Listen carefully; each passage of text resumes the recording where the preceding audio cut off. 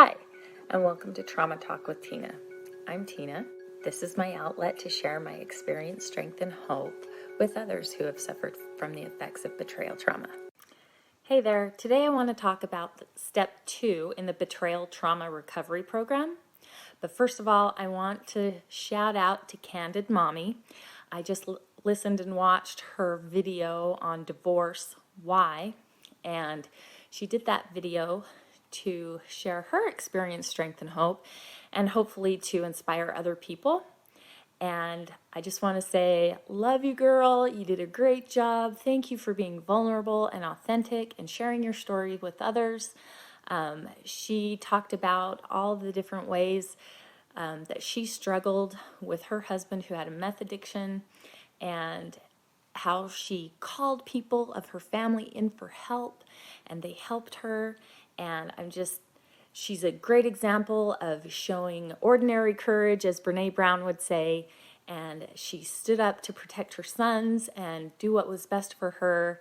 And I want her to know that her story inspired me. So sending love to Candid Mommy. So quick recap of step 1, we come to the program completely and utterly hopeless and distraught and wanting answers. I know for me, I just wanted answers and I wanted help, and I was so devastated and depressed and frustrated that I wasn't getting the help that I needed.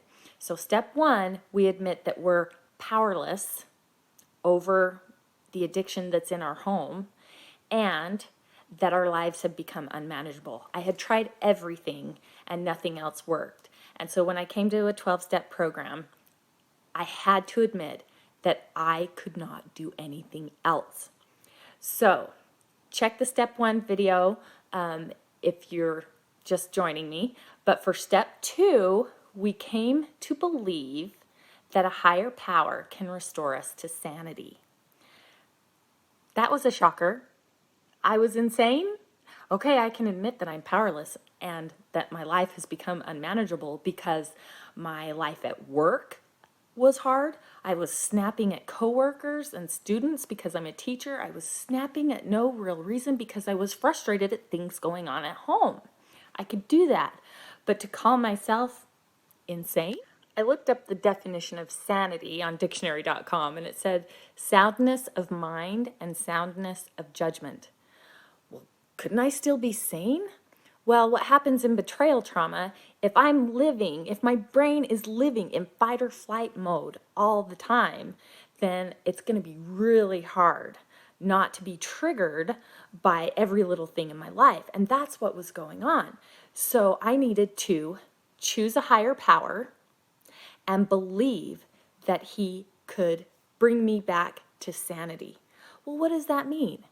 That means I need to lean on my higher power whenever I have a problem, a trigger, a concern, right? Instead of railing at other people or getting upset and blaming other people for my problems, I need to turn to my higher power and seek comfort and strength. A lot of times, those of us who have been betrayed feel like the victim, which we are. We have been victimized. However, if we stay in that mind frame of a victim, we enter what is called the drama triangle.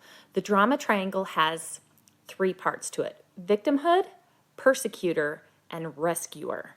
And when we're victim-y, I like to say, we're blaming and we feel bad about ourselves, and one of the worst things you can do is go into shame, and then you don't feel worthy of love and attention or life. And if you can spiral into the worst mood and attitude at that point. And if you don't get out of victimhood, it can just be detrimental to your health. But a lot of times when we're the victim, we feel justified at then moving to the next part of the drama triangle, which is persecutor. And we persecute the person who has first persecuted us. And that just creates a horrible cycle of maybe verbal abuse, resentment, and fear in the home. So you don't want to become a persecutor either.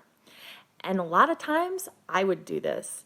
I'd persecute, blame, and hope that the addict in my life would feel bad and say sorry and help me and rescue me. And then when that didn't happen, then he would go into victimhood, and then I would feel bad for getting us to that point, and then I would turn into the rescuer and then I would apologize and say, oh, I'm sorry, it was all my fault that I was expressing my feelings, and I didn't understand the drama triangle, and I would be in every single one of those stations of the drama triangle within 10 minutes.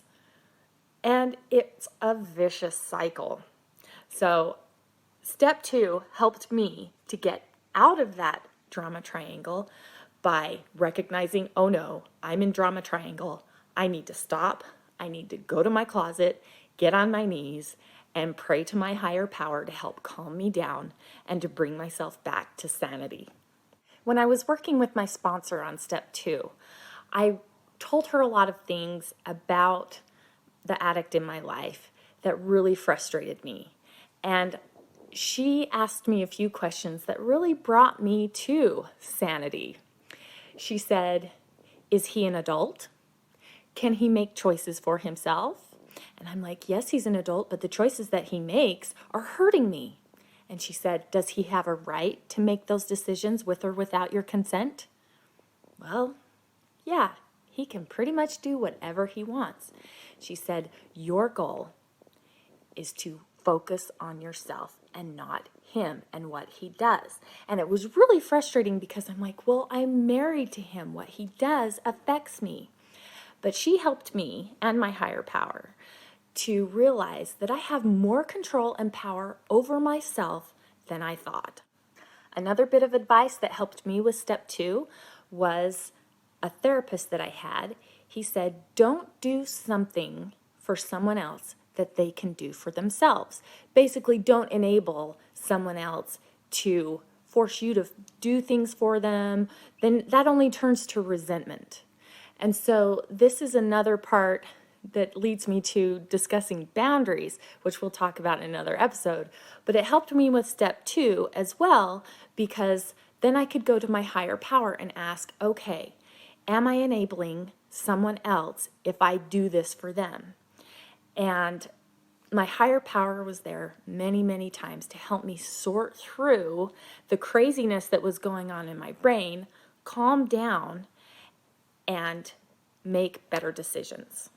Outside of those examples, though, step 2 is a great opportunity to get back to my higher power, to start praying and meditating again with a different purpose in mind, that my life is in the hands of a higher power if I allow it. And I wasn't leading my life very well. I was having a hard time going to work every day and managing my life on my own. I needed someone's help, someone who knows all, is all powerful, all knowing. And the great thing is, you can choose what and who your higher power is. For me, that was already established in my religious tradition. But getting on my knees and praying was the best thing that I could do, because it reminded me that someone else is in control. I don't have to run everything. I don't have to control everything. And a burden was lifted off my shoulders. I thought I had to control everything. Well, if I have faith that a higher power is going to take care of my husband and he's going to take care of me, if I just show forth faith and trust in my higher power, things started to work out better for me. And again, the burden was lifted off my shoulders that I didn't have to control everything. I realized in step 2 that my job is not to control or direct everything in my life and in everybody else's life. My job is to forgive and accept others for who they are. Now, that doesn't mean that I allow others to hurt me, but that I don't have to control other people, and that I can find peace and strength in myself when I focus on me and my higher power. So in conclusion, let me just send out into the universe a challenge to anyone who's watching. Have faith. Get down on your knees. Pray to your higher power. Ask for help, and you will be strengthened. I promise. Your higher power loves you and is there for you. And if you ask for his help, he will be there. He will help to direct you and to help you find patterns of behavior that you've been using that cause chaos in your relationships. Ask for strength. Ask for the opportunity to see what patterns of behavior you have that are causing chaos in your life and your relationships so that you can focus on those and be more mindful and to overcome the insanity. Pray for him to help you to become more sane. If you suffer from betrayal trauma, you're not alone. In fact, betrayal trauma is suffered by more people than you probably think possible. So look for more videos in the future and feel free to leave any questions or helpful comments for others down below.